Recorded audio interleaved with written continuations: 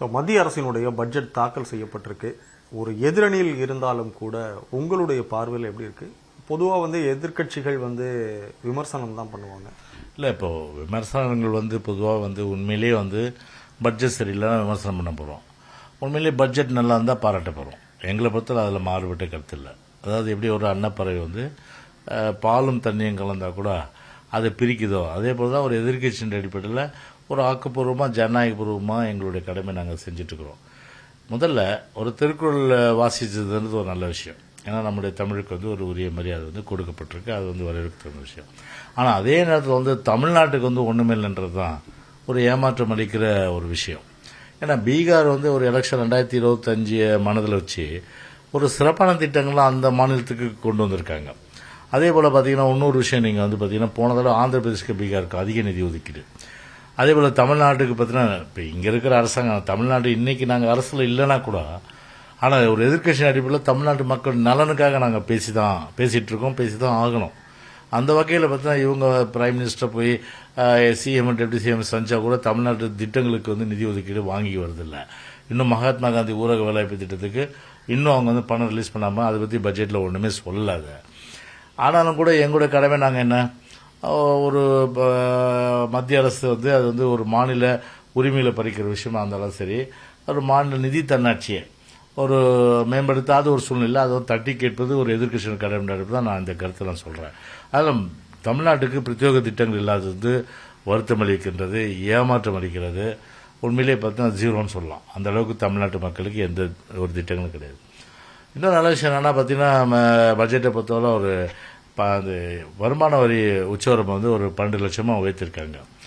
அது உண்மையிலேயே ஒரு பாராட்டப்படக்கூடிய விஷயமாக இருந்தாலும், ஆனால் 12 லட்சத்துக்கு மேலே வரி கட்டுறாங்க இல்லையா, அவங்க பார்த்தீங்கன்னா ஒரு 15% அவங்களுக்கு டேக்ஸு. ஏன் அது 5% ஆக்கியிருக்கலாமே, அது குறைச்சிருக்கலாம். அது இன்னொரு விஷயம் என்னென்னா, இப்படி கொடுத்து இப்படி எடுக்கக்கூடாது. அப்போ தான் ஒரு பெட்ரோல் டீசலு அதே போல் சென்ட்ரல் ஸ்டேட்டில் விற்கிற கமாடிட்டிஸ்க்கு எக்ஸைஸ் அந்த டியூட்டியை பார்த்தீங்கன்னா அதிகப்படுத்திட்டு இதை குறைக்கிறதுன்றது அது ஏற்றுக்கொள்ள முடியாது. அதனால் அதில் இந்த எக்ஸைஸையும் குறைக்கணும். எக்ஸசைஸை குறைச்சா தான் இப்போ உங்களுக்கு சலுகை கொடுத்துட்டு சென்ட்ரல் எக்ஸைஸை ஏற்றி விட்டுட்டாங்கன்னா அதை குறைக்காமல் இருந்தால் அப்போ உங்களுக்கு வாங்க சக்தி என்ன ஆகும், குறையதானே செய்யும். அதனால் அந்த வகையில் பார்த்திங்கன்னா அதையும் குறைக்கணும், அதில் ஏற்றக்கூடாதுன்றது எங்களுடைய நிலைப்பாடு. அது மட்டும் இல்லாமல் பார்த்தீங்கன்னா இப்போ அட்டாமிக் பவர் ஸ்டேஷன்ஸ் பொதுவாக ஒரு சயின்டிஃபிக் அட்வான்ஸ்மெண்ட்டில் இன்றைக்கி பல நாடுகள் அது ஒரு காலப்போக்கில் பார்த்திங்கன்னா மின்சாரம் தேவைன்றது நமக்கு அவசியம்தான். ஆனால் ஆல்டர்னேட் அதாவது ஒரு எனர்ஜின்னு இருக்குது, ஒரு மாற்று எரிசக்தி. உதாரணத்துக்கு சோலார், அதே போன்று காற்றாலைகள் கடலில் அமைக்கக்கூடாது. கடலில் தவிர எங்கெங்கே காட் பகுதி, அதாவது காற்று அதிகம் வீசக்கூடிய கண்டறிது அந்த இடங்களில் பொதுவாக இது மின்சாரம் உற்பத்தி பண்ணுற நடவடிக்கை எடுக்கலாம். ஏன்னா அதுக்கு இந்தியாவில் முழுமையான அளவுக்கு வாய்ப்புகள் இருக்குது, தமிழ்நாட்டிலையும் அந்த வாய்ப்புகள் இருக்குது. இப்போ எங்கள் ஆட்சி காலத்தில் காற்றாலை மின்சாரம் அதிகப்படுத்தினா தான் இன்றைக்கி ஒரு கோடை காலத்தில் கூட நமக்கு பார்த்தீங்கன்னா இந்த காலகட்டத்தில் நமக்கு மின்சாரம் ஒரு சீராக கிடைக்கிற நிலைமை எங்கள் ஆட்சியில் அன்றைக்கி கொண்டு வந்ததுக்காக பண்ண அன்றைக்கி. அது ஒன்று. ரெண்டாவது பார்த்தீங்கன்னா இன்னொரு விஷயம், நீங்கள் அதை இதுக்கு நீர் மின்சாரம் இதெல்லாம் நீங்கள் பயன்படுத்தலாம். அது மாற்று சக்தி. ஒரு 12 லட்சம் வரை விலக்கு அளிக்கப்பட்டிருக்கு வருமான வரியில்.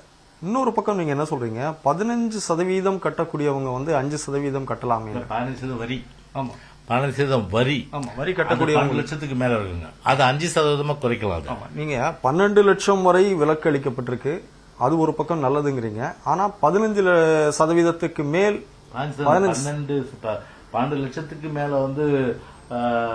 வருமானம் ஈட்டுவார். ஆமா, அவர்களை ஒரு நிமிஷம். அது வருமான வரி 12 லட்சம் வரை விலக்கு, அது நல்லதுன்னு சொல்றீங்க. ஆனா 15% மேல் வரி கட்டக்கூடியவர்களுக்கு, 15% வரி கட்டக்கூடியவர்களுக்கு அதை 5% குறைக்கலாமேன்னு கேக்குறீங்க.